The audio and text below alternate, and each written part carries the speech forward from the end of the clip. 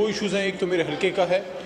ان سردیوں میں محترم ڈپٹی اسپیکر صاحب مردان بالخصوص پورے خیبر پختونخوا میں، لیکن میرا اپنا جو علاقہ ہے N23 مردان، ساتھ میں دو اور بھی حلقے ہیں، مجاہد خان صاحب کا حلقہ ہے اور عاطف خان صاحب کا اور میرا. وہاں سر بجلی اور سوئی گیس کا بہت بڑا ایشو ہے. خاص کر ان سردیوں میں سوئی گیس یا تو ہوتی نہیں ہے، اور اگر ہو تو پریشر اتنا کم ہوتا ہے. اور ایک اور بھی سر مینس سا ایشو ہے، میں بھی آپ کی طرف بھی ہو، کہ سوئی گیس کے لیے لوگوں نے وہ کمپریسر سے لگائے ہوتے ہیں، پریشر کم ہوتا ہے، تو کمپریسر کی وجہ سے جو تھوڑی بہت آ رہی ہے وہ تو اس کو ڈپارٹمنٹ کو کمپریسر پہ بھی چیک رکھنا چاہیے.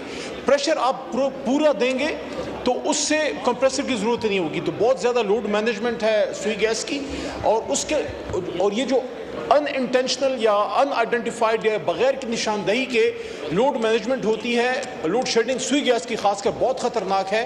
لوگ ان کے ہیٹرز کھلے رہ جاتے ہیں یا آپ کے جو گریزرز ہیں وہ بند ہو جاتے ہیں اور اچانک گیس آ جاتی ہے. جس طرح بھی آپ نے اسلام آباد میں دیکھا، بڑا افسوسناک واقعہ ہوا. اللہ ان سب کی مغفرت فرمائے. 11 بندے شہید ہوئے ہیں فیملی کے. تو اس پہ ریکویسٹ ہے کہ سوئی گیس ڈپارٹمنٹ اور الیکٹریسٹی ڈپارٹمنٹ مردان میں یہ جو بہت ہی میں کہتا ہوں غیر انسانی جو لوڈ شیڈنگ ہے، لوڈ مینجمنٹ ہے، اس کو اب کم کیجئے اور مہربانی فرمائیں. سردیوں میں کم از کم صبح اور شام کے وقت جب خواتین کھانا پکاتی ہیں یا مساجد میں لوگ نماز پڑھتے ہیں. ایک تو یہ. دوسرا سر، اس پہ بھی صرف آدھا منٹ. حضرت انس بن مالک رضی اللہ عنہ سے روایت ہے، مسند میں ہے، صحیح مسند میں، کہ حضور نبی کریم صلی اللہ علیہ وسلم کی حدیث کا مفہوم ہے کہ اگر قیامت قائم ہو جائے اور آپ کے ہاتھ میں پودا ہو تو تب بھی آپ اس کو لگائیں. درختوں کی کٹائی سے ممانعت ہے. میں ان لوگوں میں سے نہیں ہوں جو بدنیتی کا الزام لگاتا ہے اور تنقید برائے تنقید کرتا ہے. میں سمجھتا ہوں کہ جو ہماری انٹیریئر منسٹری ہے یا اسلام آباد کی جو ہماری ایڈمنسٹریشن ہے، خاص کر جو منسٹری آف کلائمیٹ چینج ہے، اگر آپ لوگ اسلام آباد کے سٹیزنز کو اعتماد میں لے کے ایک کام کریں تو لوگوں کو بد اعتمادی نہیں ہوگی. آپ نے 40,000 کے قریب جو درخت محترم ڈپٹی اسپیکر صاحب کاٹے ہیں، وہ لنگز ہیں اسلام آباد کا. اسلام آباد دا بیوٹیفل، خوبصورت سر ہمارا کیپٹل ہے. بلکہ جو انٹرنیشنل ٹورسٹ ہیں ان سے کبھی آپ پوچھیے گا، نئی دلی سے جب اسلام آباد آتے ہیں وہ کہتے ہیں ہم ایک بالکل چینج محسوس کرتے ہیں.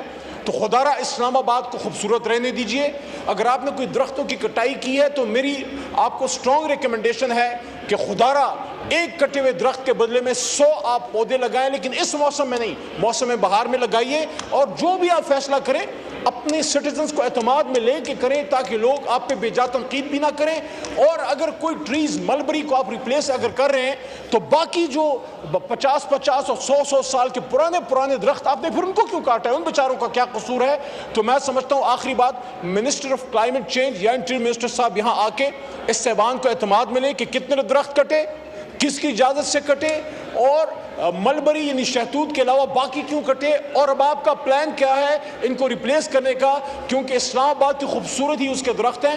اور یہ جو نئے سیکٹر سر بن رہے ہیں، یہ جو D12 ہے یا جو اور اس طرف ہیں E11، ادھر ویسے ہی درخت کم ہیں. نئی ہاؤسنگ سوسائٹیاں جو موٹر وے کے پاس بن رہی ہیں وہاں بھی کوئی درختوں کا کانسیپٹ نہیں ہے. تو اسلام آباد کی تو خوبصورت ہی درخت ہیں، اگر درخت نہ رہے تو پھر تو کنکریٹ کا جنگل بن جائے گا. بہت شکریہ.